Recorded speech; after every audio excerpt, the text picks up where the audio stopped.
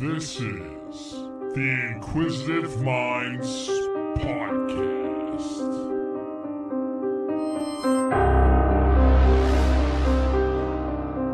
Hey, thank you for tuning in to the Inquisitive Minds Podcast. I'm your host, as usual, Johnny Smith. With me today, a very interesting guy.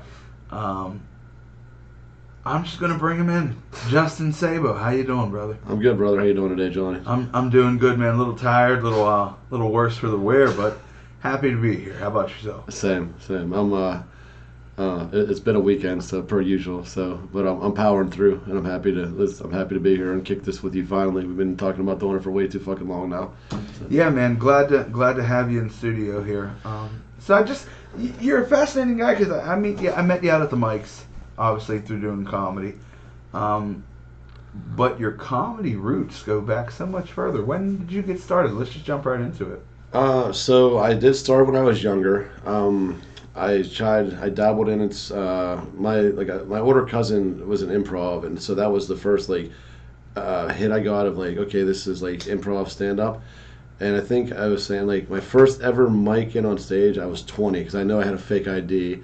And the first real mic that I would credit myself was going to New York, a little down the steps dive bar, kind of like a Scarps bar, but way grungier. Okay. And so then I had to taste, and I remember, truth be told, on that, looking back, that you figure that's 20 years ago, and I remember being so much more nervous afterwards. And it's still the way I feel now. I don't know how certain people they have that nervous anticipation. Okay. Sometimes I get off stage and then it's a come down for and but the rush, it was the first one I did. It went okay. I hate when people are oh, it was the best. I bombed or I killed. Those two words probably shouldn't be used as much as people throw them around, in my opinion. But I mean, for me, it was just the adrenaline rush. There was nothing more exciting than that. It's doing something. I mean, it was like a drug in a way, I guess. So. Yeah. And you started in Pittsburgh? Yeah, but the first mic I did was definitely when I went to New York. Okay. The first mic I did in Pittsburgh was other small bars. When I was at Pitt and when I was for my undergrad, there'd be other places around Pitt, and I tried to do improv here, but. Move the mic a little closer to you. Sure, sorry about that. I tried to do improv here, back in the day, but there wasn't a lot of places to do it. It wasn't a big popular thing. And then the comedy mics, there'd be some in Oakland, there'd be some other things, and then the Funny Bone was the creme de creme, the place to go. So, but you were telling me your cousin did improv, and he did improv with Amy Poehler? Yeah, so it was called a group they created called Mother. So Amy Poehler was in it. Rob Corddry was in it. I'm trying to think, we'd have to Google Jesse. There was a couple other people, and but through him, and I didn't even know who the hell they were. So I'm this young impressionable kid, and but this goes back so far that I the notoriety they have now. It was nothing then. Yeah, obviously. The same as when people ask me about we talk about other people that I know. They're oh, so and so. I'm I knew this person when they were nobody. When you had no idea, when you couldn't Google this person. Mm-hmm. So it's don't forget that. It's not we met long before they were known. And but Amy, she was cool, and I remember sitting there talking to her. And I know it's going to sound like a BS thing, but I was kind of shyer.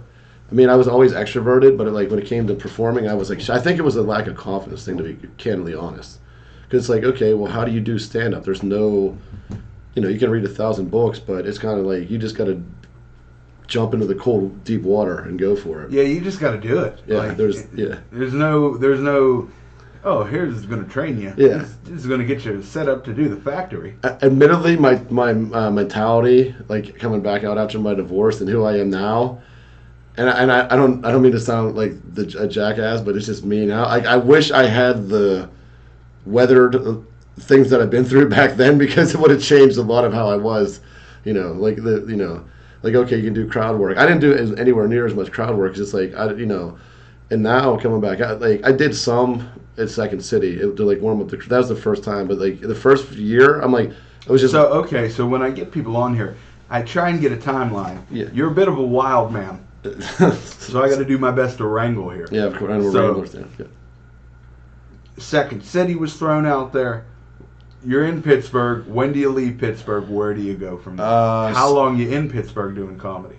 So for basically my 3 years at Pitt, I would do stuff. So you figure 99 to 2002. Okay. And then I went full Rocky One. I'm over this shit. I'm moving to LA. I don't want to be here. So I just posted the other day a picture when I was 260 and went to 198. I'm I'm gonna get in shape. I'm gonna get on stage. I'm gonna go out to out west. I never visited LA, and I had in my mind I'm going to do the acting. I'm going to the comedy thing. Packed up my car in August of 2002, and I was bye. Okay. And just rolled. That's inspiring. I had to. At the time of that age that I was I'm going for this. And it was, I'm driving out there, not even processing how insane this is to even though my one, I have a decent sized family on my mom's side. My one cousin was there, and he's you got to get your feet wet. He's you can come see me, but he's I want you to jump in on your own. And I respected that because he's if I coddle you, he's you're not going to be able to do everything from the jump. And then eventually I was I don't know anyone out here. I'm coming to live with you. But I went out, and I one thing I can always remember, I reflect on this, literally driving through Vegas, made the turn. It was mountains to the Pacific Coast Highway, and I'm all right. I was let's do this, but. You're a 22-year-old. I was And almost, what is your degree in? My undergrad is in pre-law and criminal justice. Oh boy. Yeah, that. So what the fuck? Holy shit. Is that one for you to fathom? Oh my god. If anyone knows this guy and has interacted with him at a bar or a social scene, what the fuck are you telling me? Well, criminal justice, Jesus Christ. So my undergrad's in pre-law and criminal justice. I have a minor in public speaking because I was the president of student government at Pitt, and I was also the mayor of the bar district in Southside, twice in one. So you seem like a good kid on the right path, man. Back then I said I was going to go be a cop or a federal agent. Holy shit. And now I'm just trying to hope the feds don't come for me. So we've completely flipped the script and where I was and who I am, Holy fuck. That's what I wanted to do. I wanted to go to law enforcement. I remember I was all my friends were partying. I'm I'm not doing any of that. And now everyone's oh, here's the king of the party. But people change. Shit happens. I don't know what to say on that. I've seen Sabo on a Tuesday get more fucked up than most people on a Saturday. It's probably true. So just showing up. You ever get cornered and told an hour-long story condensed into 15 minutes about Chris D'Elia? What's that, me? Oh. If you haven't, then you haven't seen Justin Sabo. Yeah, some girl told me the other day. She's like, if you would shut up. She's not that you don't do okay with the ladies, but she's girls want to be heard. I was but I don't give a shit about what you have to say. I was you haven't figured that out yet? I was she was this was the most honest answer I've ever heard from a jackass person. Oh my lord. Okay. That doesn't sound so misogynistic. It's not meant to be though. So you take that turn and you're let's do it. You're excited. Yeah, and truth be told, I wanted to do more acting. Really, honestly, that was. And I tried to go here, real quick. I won't over exaggerate it, but I went to Central Catholic for high school, though. And am I blanking on his name? The kid that's in Star Trek. He was Will Wheaton. No, the main Zachary Quinto. Oh, so I was way off. So Quinto was older than me, and he always wanted me to do the drama club at Central. And I'm just this asshole. So he went to school here? He went to the same high school as me. Oh, I didn't know that. So I have the high school of notoriety of Marino and two actors from my high school, and then they want to be comedian apparently. That's what my friends post online. They're like, "Well, you want to be on the Central Wall of Fame?" I was yeah. I was I got to do a Dangerfield style. I'll be 98 years old when they hang my picture. So that's I didn't know that connection either. But Zach was cool as hell, and he wanted me to do the drama club at Central, and this was one of the dumbest things I ever said. He was the same guy who played the villain in Heroes? Yeah, I think, yeah. Okay. And, but I was bro, isn't it bad enough that we go to an all-boys school? Then you want, and I was just a young dickhead kid. I was I can't do any more of this bullshit. I was it'd be true, and I have a lot of gay friends, but I was he's and Zach was gay, and we became buddies at a house. Is Zachary Quinto gay? I'm pretty sure he is. So. Are you outing this man? I have no idea about his. I don't know any. I don't. It's irrelevant to his lifestyle. I could give a shit less. He's a good actor. So. I don't know anything about the man. I've seen him in a few things, but I don't know. Well, he doesn't- Sabo may have just outed the man. And yet again, cancel culture will be sending me a letter. So, Holy shit! So, Breaking news, maybe? I don't know. I don't think gossip. I don't think it's that breaking. I mean, I knew that he got like ridiculed a lot, and I wasn't about it when I was younger. So I defended him at like a party once, and that's how it became cool. I feel so bad if like this is widely known, and I'm just ignorant to the fact. But I just think it's funny that I mean, don't tag him in it because I'll probably have to go off the grid. I'll have to shut down my social media for like a month. So this will fade to black for a little while. Thanks, Biden. All right. So, putting the needle back on the record. Yeah. So you're out there. What happens when you get out there? What are you working? What are you doing to make money? I go out there and I have no plan. Okay, well, that's not true. I went out there. My uncle got me some stupid customer service job. After 2 weeks of doing it, I quit. I hated it. And then my other cousin Josh, his friend, I don't know if it was his friend or his girlfriend or whatever, but she ran like the casting for like extra work and getting you on shows. And so I told him what I want to do, and he's like, go see her. So like went from Irvine, California to LA and literally lived with my cousin on Glendale Boulevard. And I'm there, and he's like, I'm not even in LA maybe 6 days, and she's like, you're going to CSI Miami as an extra in like 2 days. But the thing is, like, I'm this naive kid from Pittsburgh, so I get the address. Like, it's like everywhere you go is an hour and 20 minutes, no matter where. It's like you coming here to do. That's what Johnny Lee Dam said. Oh my, like it's like like you had to get up at like 5 a.m. to be somewhere at 9 o'clock. So it's frustrating as hell. It's like, yeah, this is great that I'm going to be able to be on like this actual like movie set or TV set, but you like driving, the traffic was just brutal. And this is the old days. Like I probably listened to like 3 CDs just trying to go like 2.5 miles. I'm like, I'm gonna kill somebody if I don't get off this highway one day. It just sounds so miserable out there. I was talking with Joey Purse about moving to LA the other day, and it's somewhere I don't want to go at all. I wouldn't go back. I personally, and I've been there, and I'm supposed to go back to do like other things, and we thought, but like Austin, Texas is like other places are so much better than like it was the marquee, and a lot of people. Yeah, the problem is I'm facing is like I'm getting ready to move. Okay. Probably within the next year or so. All right. What do you want to move to? Well, I was thinking a lot about Chicago.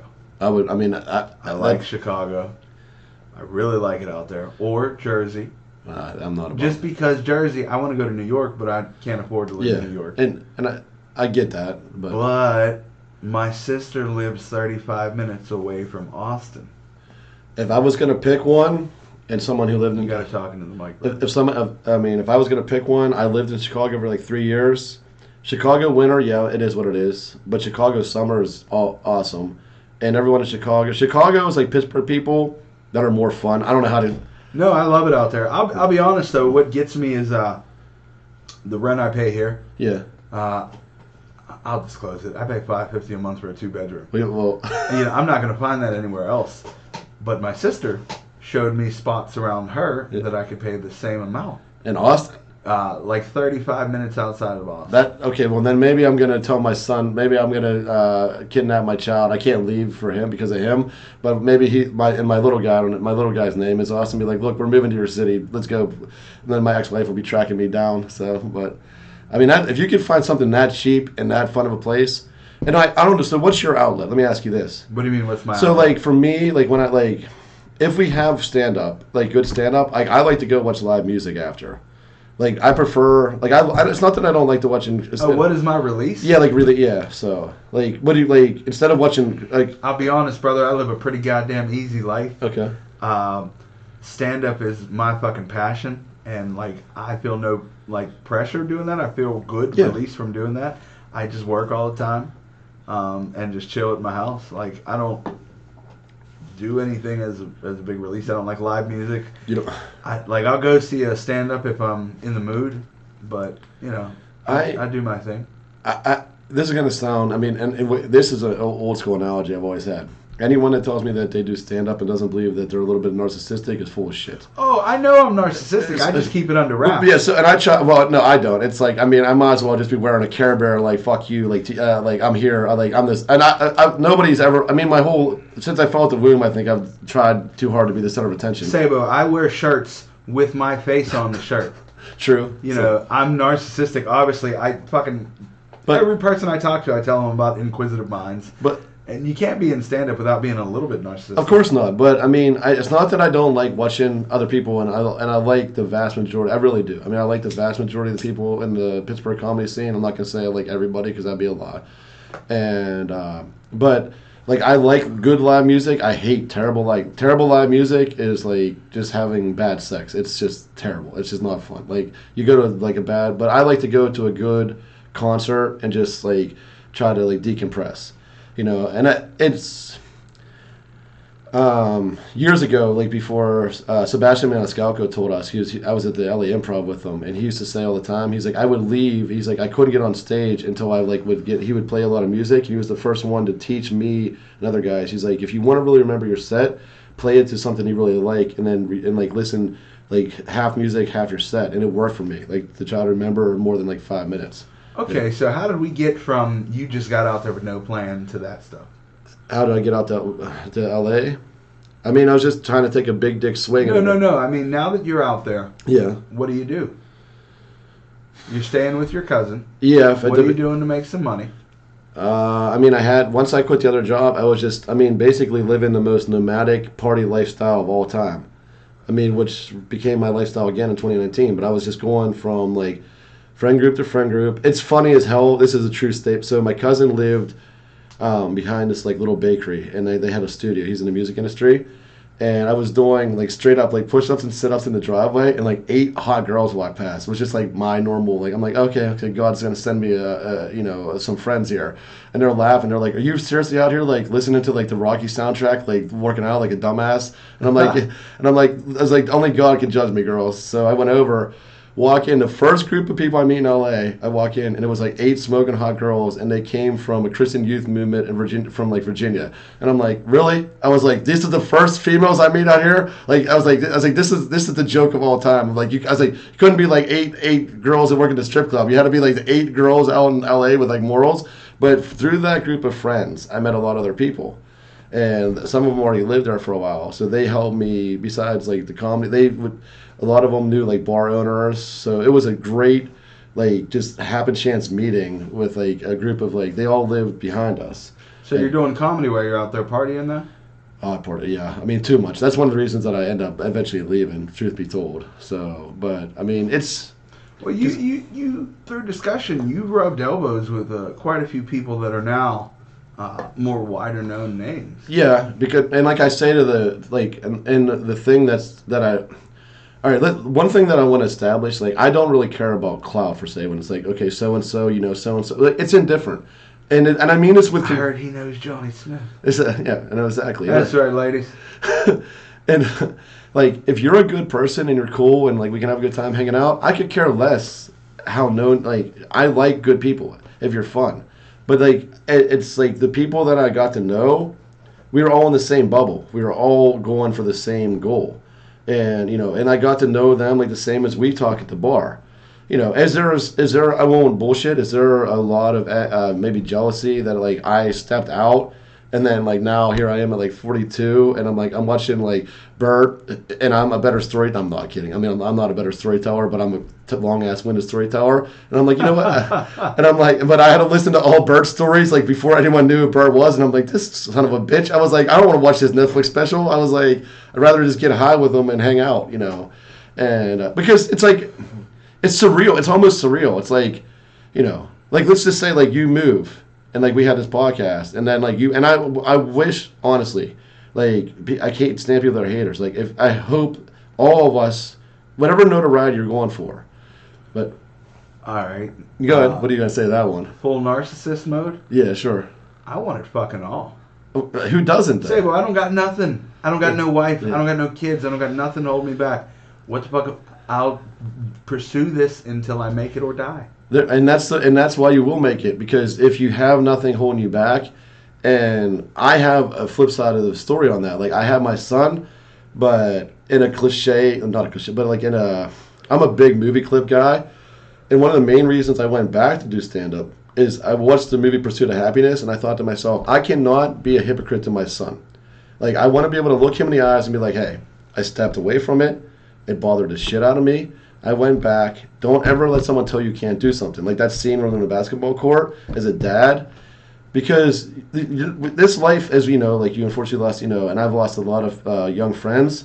We're not getting today back. Oh, no, not at all. And so people sit around, but people pussyfoot around like, I want it. But, okay, you want it, but you don't fucking go for it. Get it, man. Yeah, like, get them. Let them know. Like, if I do a mic and I get one laugh, God bless. That's a win. It's a win. Like, I come on.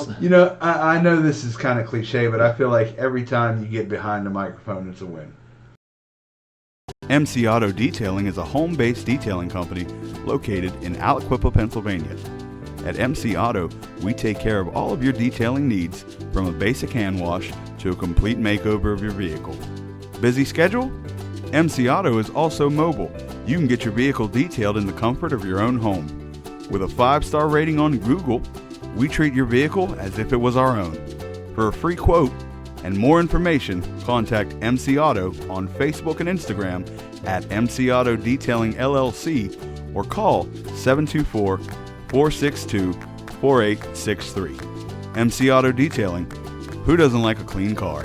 Because it's hard enough just to do that. Exactly. That's very true. It is very, but people, you might appreciate this. Like, the most agitating thing for us is people are like, oh, I think I can do it.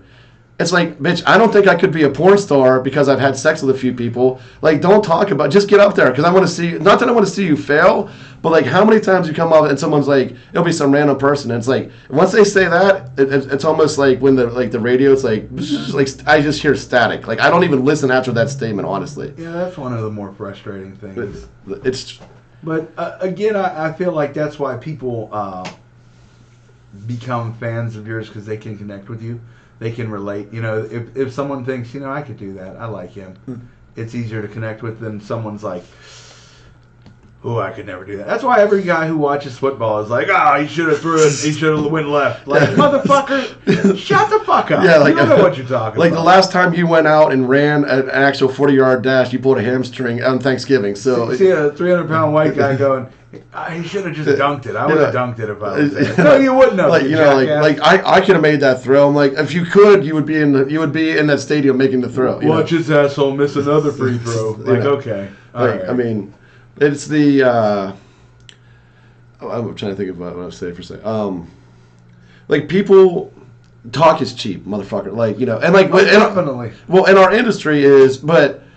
One of the things that I sincerely mean. Talk is cheap unless it's time for me to be funny. Exactly, but I think the biggest thing that like I've learned or I tried to do, and I know, like, people that have got to know me over the last 3 years, the Rolling Stone of Fireball fuckery that I was in 2019. Because I know people like you, like, just be like, what is, like, this dude is broken. Like, yeah, you came out like a fucking nut job. I mean, and I hear that all the time, and then as people got to know me better, and I'm like, but I was processing my own shit. Like, no, I dig it. I'm not saying anything. I'm just saying what you were. And I didn't give a fuck if I made one friend, and that's not true, because I'm the kind of asshole that if someone doesn't like me, it'll bother me for like a week. Because like I try, like, you can't appease everybody, but I'd leave certain mics, and like you'd have a conversation and be like, oh, I feel bad. Like, but the biggest thing that I can say, and the truthful thing is, you get on stage, if you're not genuine, not to the fucking crowd, to yourself. If you're not genuine to yourself, they'll read right through you. It could be a one-on-one comedy with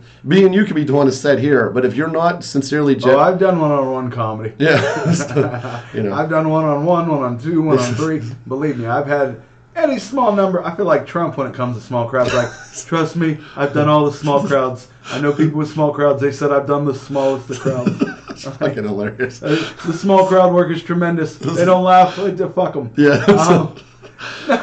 No, I have a question for you, though, because you mentioned maybe a little bit of jealousy from you stepping out and those guys kept pursuing. What made you step out? I don't know. That may be the $1 million question of where I'm at now. I mean, I think sometimes it's like, I think I had to really go, but now I had to go back to figure out what I want. I think it's just like, okay, this stuff seems unattainable, and just, I got married, and like everyone else, I got complacent, lived my life, but like, every year would go by, and it was just like it's like you said about the athlete. It's like, oh, I bet if I trained, I could get my ass back. You know, like I could relive my glory days. But like, you know, physical attributes and mental attributes. But I mean, every and I can't blame it on my ex-wife. It's not that she was like, you can't do comedy. It's just, but I will say this is the biggest, like, now that I'm getting like a trajectory of like getting stuff going. She's like, I don't think you ever get back like what you had a chance of. And I was like, is this a challenge, bitch? Of all people in my life, the person I gave 10 years of my life, you're gonna hate. I was like, I'm gonna go full like Eminem roast battle on your ass. Like, know that. So spite is a hell of a motivator. It is, unfortunately. I mean, nothing will make someone more wound up than like. Speaking of full-on roast battle. Yeah. Congrats, first and foremost. Oh, thank you for that. But just as an announcement, I am headlining Roast War Championship. November 4th, I believe it is, in Baltimore. Nice. So, guys, if you're in the Baltimore area, the DMV at all. When is it again? November 4th. Okay, versus Matt Brown, a man from Indiana. Okay, I don't know who that is, but But it was wild for those who will have to explain that RWC is like the Roast War Championship. And I'm buddies with both John and Matt Light. So I'm sitting there and I'm like this. I was like, oh, get your popcorn ready. And me being, you know, the pretend fuckboy I like to be, the Foxtail girls, all the bottle service girls are like, why aren't you in there? And I was like, this is gonna trust me. I was like, this is gonna be fun. And like they're like, you didn't video anyone else, and I was like, yeah, I didn't give a shit about the rest of them. Thank you for videoing that. I put that up on YouTube. By the way. So it was great, and I love Matt. And I do because great dude. But I like it's like one of those people like Matt's friends with one of my other friends, Katie, and like we never really got to kick it. And then we finally went out, and of course we end up with cheerleaders. Where else are two dumbass comedians gonna go? And like we finally got a chance to catch up. And I was like, but I'm like I wanted to see you guys really bring it. And I was teasing him because he's one of those people, because you can tell that he cares, and he was pacing back and forth, and I'm like, will you sit the fuck down? And he's like, I didn't prepare for this. And I was like, I'm telling you, he did though. And he's like, you think he did? I was like, oh, I know he's gonna bring the noise on your ass. He's like, how much? I was like, what do you think that like his little Indiana Jones notebook up there doesn't have like 1,000 little fucking zingers for your ass? So and he's like, I want to see what he wrote. I was like, no, I was like, this, you can't cheat at comedy, bro. It's like, you can't go over like, tell me your first joke so I can have a better rebuttal. So it's not how that one goes. I'll be honest. Yeah. It's an interesting experience inside that cage. It is. Because I can't really tell the people's reactions because the lights are so bright. I don't know what people are doing. It's just a wild experience. I was pissed at myself between me and so I love Elliot. And like Elliot's like one of those like bad guy, like if you're in like a movie, like a bad 80s movie, and like then someone slaps like a kid who shouldn't be a villain, and then you just get your ass whipped and you're like, I wasn't prepared for what just went down. Yeah. Like I didn't like he's so intelligent, it's like frustrating with his comedy. And we're sitting there, and then my voice was so wrecked, and Sky said to me, he's like, I can't hear you now. He's like, how the hell are we gonna hear you now? He's like, you're the loudest asshole I know. And he's like, you can't even fucking talk. He's like, how many days in a row have you went out? And I was like, are you my mom? I was like, don't give me shit, bro. So I was frustrated because I was more about not having my voice for that than anything else.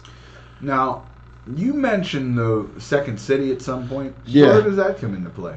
All right, so what happened was I went from LA, and then I came back here. I met my ex-wife at a club that's gone called Tequila Will, and then I decided then I moved to Florida for a while. So I kind of had a mass exodus LA because it was either that or I was gonna. It wasn't like I was gonna go to rehab. It was just like once you're on the party train, and you know that you're going party. But instead of being smart enough and young enough, I don't know why I'm this way. Like I had them physically move states instead of being like, let me just move towns. Which, you know, in hindsight, I look back and they tell their kids, I'm like, everyone's like, I need to change the scenery. I'm like, you don't have to move 3,000. You know, just watch who's in your circle of friends, because you know, like you'll find people that will pull you down. Like L.A. story. I have my Screen Actors Guild card, and I grinded like to do the acting to get it, and you have to get like 3 like notoriety. Once I got my SAG card, it was like rats on a sinking ship. I watched like 30 people I know, like just I saw their true colors come out, and it was the most pretentious LA thing I ever saw in my life. What happened? Because once you have your SAG card, you could go on auditions. And once I had something that they didn't have, and the bitterness, I was like, wow. I was like, I would be all for it. Like, go get it. I hope I get to go and watch you like in a movie. But like, it was just so cutthroat. And people talk about how New York people are so much more bullshit. People in LA was like, they would stab someone for mic time. and in New York, everyone come off, and like, if you had a good set, they'd be like, you're a dick. I enjoyed that, you know. And stab somebody for mic time. Yeah. How much do you fucking want it? I mean, if it's real mic, paid mic, like, I mean, I'm not gonna kill you, but you know, you might take one in the hip, at least in an ass cheek. One in the hip. But so to answer your direct question, so I left. I was in grad school. I came back and went to grad school at Pitt and dropped out after a year. And my buddy from high school, we're not really cool anymore, lived in Chicago. And I moved out, and I kind of almost broke up with what ended up my wife at the time, which is my girlfriend. And I went and lived with him in Lincoln Park. And this asshole and me went to high school together, and we thought we were going to be Ben Affleck and Matt Damon, you know, like every other douchebag like kid. And he was one of those talk about it, not do it. And here's my thing about Chicago. Like, I'm not a great looking dude. I mean, I'm like an average. I'm average as fuck. It was the first time. Chicago was the first city that I ever felt comfortable. I'm a Wyoming 7.5. A Wyoming 7.5. I mean, I see what Pittsburgh has because I'm out every goddamn night. So I mean, maybe I'm like a solid 6 if I comb my hair. But I don't know. I'm probably like a hard 4 in most girls' eyes. But who the hell knows? So. God damn, if you're a hard 4, I'm probably like a 2.5. No, who gives a shit? 2.5. And people get hung up on looks. I said to a girl the other day, she's like, no one really cares about looks. I was like, that's total bullshit. I was like, that's bullshit. I was doing a show last night on the back of a pickup truck in Oakland. And so I was heckling people walking by. And I started talking to this lady, and I was like, ma'am, I assure you, for what I lack in teeth, I make up for in fat. Please don't leave. That's awesome. Yeah, it was a great time. So... you drop out of that. I drop out, and I don't even want to lie, it was like I got a chance to do improv and comedy writing for Second City. So I'm like, fuck it. I'm like, I want to take this swing. So it was like my like round 2 for say in the entertainment like a gamut. So I go and I worked and I got a job in real estate, my full-time job like as a property manager is how I started to get in real estate in Chicago. And then I would go and at Second City, I don't know how it is now, but it was goofy. It was like, instead of being like A, B, C, D, so you had to start it like, it was like, well, let's see, my dyslexia kicks in. It was like D, like C, B, A. Shout out to Chris Scriba, by the way, who just graduated from there. And I love Chris. And Chris is an awesome dude. Like, so, you know, I'm always happy to see him when he comes back. And I told him, I was like, don't come back here. Like, stay in Chicago. And that's why if you go there, he's a salt of the earth ass person. And he's like, when I first met you, and he's like, why don't you tell me like that you ever made the main? He's like, I know how hard it is to make the main stage. I was like, what do you care? I was like, I'm not trying to bang you. I was like, the girl behind you doesn't even know what the hell Second City is, but you appreciate it. I was like, no man. I was like, you'll work at it and you'll get it. And I was like, but climbing up that ladder, that was the harder climb than any of it, honestly. And that was improv. Yeah, and okay, how do I say this and not sound like I'm probably better at improv, but I much prefer comedy because it's one-on-one. Comedy is. Improv, you have other people, and comedians hate improvers. Like yeah, you know what? I you don't get that. Experienced that immediately when I started, and I don't understand why the animosity is. I think because my 2 cents on that is probably this: we get up on stage and you walk in the room, and I'll name drop for usual, but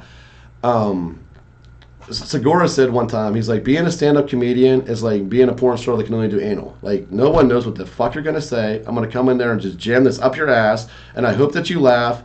And he's like, and I'm just going to have to keep going. He's like, it's like being on a train track with a train coming. He's like, whatever amount of time you committed to. He's like, and if you're true to your craft, he's like, you're just going to ride it out.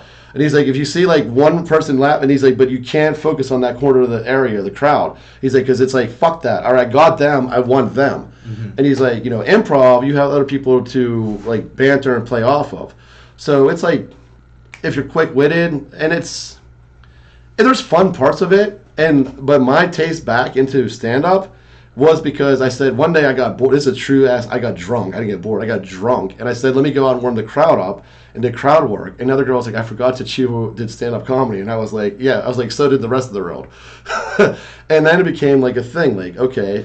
See, my thing with improv versus stand up, I like saw it early on that they hated each other. I don't understand it. I'm not in any way a professional like improv comedian, but I've done some. I think it's fun, and I don't understand the hate because it's like if you do stand up, it's a different thing, and so improv for me is like a break. It's relaxing. It's fun. Yeah, but improv is, but it's almost like it's like going out and playing like a pickup game. Like, you know, like it's like you have, you know, it's like you, and normally it's like one of four. You're one of four traditionally. I mean, depending on how it is. Mm-hmm. You know, like what was the show? Like Whose Lines It Anyways? Like Yeah. Wayne Brady, like maybe like I don't know if we call him the Michael Jordan improv or whatever, but he's probably one of the most like notorious for it. I'd say that. But I've never really seen him do like straight stand up. I've never seen him do I've seen him act, but I've never seen him do something outside of that like realm. But then the other kid, like Ryan, whatever the one. Ryan Stiles. Yeah, like you've seen him like the Drew Carey show, and like Yeah, I've seen him act. Yeah, I've seen him act, and a lot of times the improv people were actors that were like actors that dabble in comedy, but I mean I don't hate it, like whatever, man. It's if you fuck it. At the end of the day, all these people that are like, oh, I'm gonna like you're on stage in front of people, like people. You're the asshole paying $5, $50. You came to watch me. I didn't come to watch you. To get me to come to your show to actually pay, like we better be cool because, like, you know, I have friends with musicians that bitch all the time. Like, no one will come to their show, and I'm like, I hear your shit. I'm not paying $100. Like, you want even if like it depends. It's not about price. It's about what you're getting in quantity and quality rather. You know, like if it's good, but people like here, it's like. You know, it's like you'll go to Jack's and spend $60 sitting there for 8 hours drinking, you know, shitty ass drinks, but you won't want to come and support, you know, and that's fine. Or buy a shirt, buy a t-shirt, y'all. Oh look, this is now link in the comments. Now, help support the podcast. So somehow, look good doing it. Somehow I'll be on the porch taking a picture of a t-shirt that I know that I'm getting rope-a-doped into buying. Yeah. So this is the upsell right here, folks. Link is always in the episode description, y'all. Help support the podcast. There are cool ass shirts though, and I'm a big t-shirt guy. As everyone, I mean, bunch of designs. You got a decent t-shirt on now. Stay golden. So I always try to find a funny ass t-shirt. Like I love it. I'm the Dorley explorer of like thrift shopping for bad t-shirts. So you're graduating this program. So I did Second City for 2.5 years. And it was great. And I really preferred like opening up like the crowd work and doing other thing. And you had to like incrementally like so you go from like basically the freshman team to the junior varsity to the varsity. And I got lucky too. And I mean this and not to be conceited, the kid whose spot that I eventually, because I almost stepped out, and my improv teacher used to tease me all the time because, well, first of all, I think she had a thing for me and I had a thing for her, even if she was hot, but she was like school teacher porn hot, which we used to always laugh at that. I was like, you know, and I was like, why won't you ever come on stage? And she's like, no. She's like, I was like, you make us do shit. But I was like, I don't even know. I was like, did you ever do improv? And then someone finally said what she, like, sent me her shit, and I was blown away at, like, how talented she was. Yeah. That's how I felt about Woody. Woody Drennan? Yeah. You know, I took one of his classes, and just because it was the thing to do, and then I found out who he actually was, and I was like, oh, shit. Yeah. And, it wasn't Woody. I took John Knight's class. I didn't take John Knight's class, but when we did, when they did King of the Spring or whatever it was, I was really nervous because it was like finally, like, you know, it's like finally The Rock, you know, like, you know. Yeah. So like to be on the improv stage is like, you know, it's the big leagues here, you know. Yeah, it's cool. But I was like, so I mean, I vividly remember like being outside, like, and he came around. He's like, bro, he's like, you all right? I was like, I'm so in my own head. He's like, let's go get a drink. And then I like was like, all right, fine, let's do this. So I was like, but I can't get drunk and go on stage. So when did you leave Second City? I left Chicago. I was there in 2000. I guess it was like 2005 to like 2008. Okay. And then we moved back to Pittsburgh. And when I came back here, you talked about Woody that runs like the one that like kind of, I don't know if he still runs the arcade. It was unplanned. Yeah, unplanned comedy at the time. So, and like I kind of hit him, and I was going to go back to do improv, and I remember I pissed him off because like after I busted my ass, and I was back here, and I didn't want to come back, but my ex wanted to come back for our family, and like I was like, fine, we'll move back to Pittsburgh. Like, I thought I would come back for a little while and then leave again, and here it is, how many years later. And he's like, well, come down, you can audition. And I was like, I'm not fucking auditioning. I was like, bro, I've already felt like I went through the ringer. And I look back on that as like one of the dickhead things that you say, I probably said it more jokingly, but he looked at me like, oh, what the, and I try not to, like, out of spite, like, I went back, and I think I did do some improv back in like 2010, and then I tried to find comedy here, and what we have now, which is scarce as hell, I mean, it really is. Yeah. But what we have now is a lot better than what we had then, and that's sad. That's a sad ass statement. So when you came back, where'd you go again to come back again after that? In underground, I disappeared. I faded to black. Oh, so you came back out in 2019, you said? Yeah, I mean, the end of 18. And that was because of your divorce? Yeah, it was like, okay, well. So you were here from 2010 to 2018. So basically, I was in like a 9-year, I went on the sidelines, I went like full coma for almost 9 years. Okay. I mean, I would write, and other people that I knew, like I would send like a few people, like no real big known names, like I would write like skits. So I had a ton of like index cards. Like I don't know how you write, but I used to write them, and like this is the set, like that little Indiana Jones binder, as you call it. Well, like mine was like just, it looked like an old ass like old container, like old little brown bin. It was just index cards. So like if we were gonna write, I don't know what I'll say. So we're gonna write a bit on a balloon, which is like the dumbest thing you could pick for a comedy set, but like. Salutation Shades, and welcome back to your one-stop shop for all things strange and unusual, Talking with Shadows, the conversation everyone has, but no one wants to admit to. Here with your host, Vic Whaley. And Marcus D. Now come along with us as we explore the most obscure things our universe has to offer. We specialize in helping people make sense of the most bizarre phenomenon you'll ever come across. You'll get all the great topics such as UFOs, cryptids, and psychic phenomenon, but also some stories that are so spectacular, they scare people to believe that they're true. Now take a seat, and welcome to the One Candle Society. But always remember, keep believing. 'Cause we'll keep listening.